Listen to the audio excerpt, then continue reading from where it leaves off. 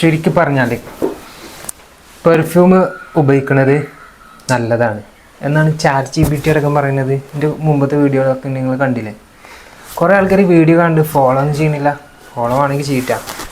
പിന്നെ അപ്പം അങ്ങനെ പെർഫ്യൂം ഉപയോഗിക്കുന്നതുകൊണ്ട് ബുദ്ധി ഫോക്കസ് കിട്ടും, കോൺഫിഡൻസ് കിട്ടും, എല്ലാം കിട്ടും. അപ്പോൾ നിങ്ങൾ അത് ഉപയോഗിച്ച് നോക്കണം.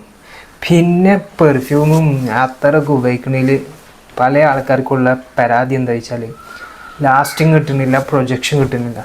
ഒരാൾ ചെറിയൊരു അത്തരം കുപ്പി വാങ്ങിയിട്ട് ഇങ്ങനെ ഉപയോഗിക്കാം. കണ്ടോളൂ, ഒരു ദിവസം ഇത്ര ഉപയോഗിക്കും, അല്ലെങ്കിൽ ഇത്ര ഉപയോഗിക്കും. അത്രയൊക്കെ അങ്ങനെ ഉപയോഗിക്കേണ്ടത് അങ്ങനെയല്ല.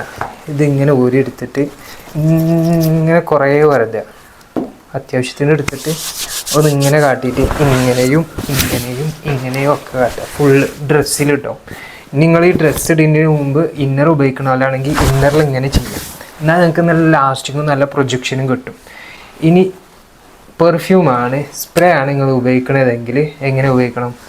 ഇവിടെ ഒരു 2 അടി, പിന്നെ ഇവിടെ ഒരു 2 അടി, പിന്നെ ഇവിടെ ഒരു 3 അടി താഴത്തോട്ടും ഇവിടെ ഒരു 3 അടി താഴത്തോട്ടും, അങ്ങനെ നല്ല ഉപയോഗിക്കണം പെർഫ്യൂം. എന്നാലാണ് ലാസ്റ്റിങ്ങും പ്രൊജക്ഷനും. നിങ്ങളൊരു സദസ്സിലേക്കോ ഒരു പരിപാടിയിലേക്കോ കയറി ചെല്ലുമ്പോൾ ആൾക്കാർ ചോദിക്കുള്ളൂ, ഏതാ നിങ്ങൾ ഈ പെർഫ്യൂം, ഏത് പെർഫ്യൂമാണ് ഉപയോഗിച്ചത് എന്നുള്ളത്.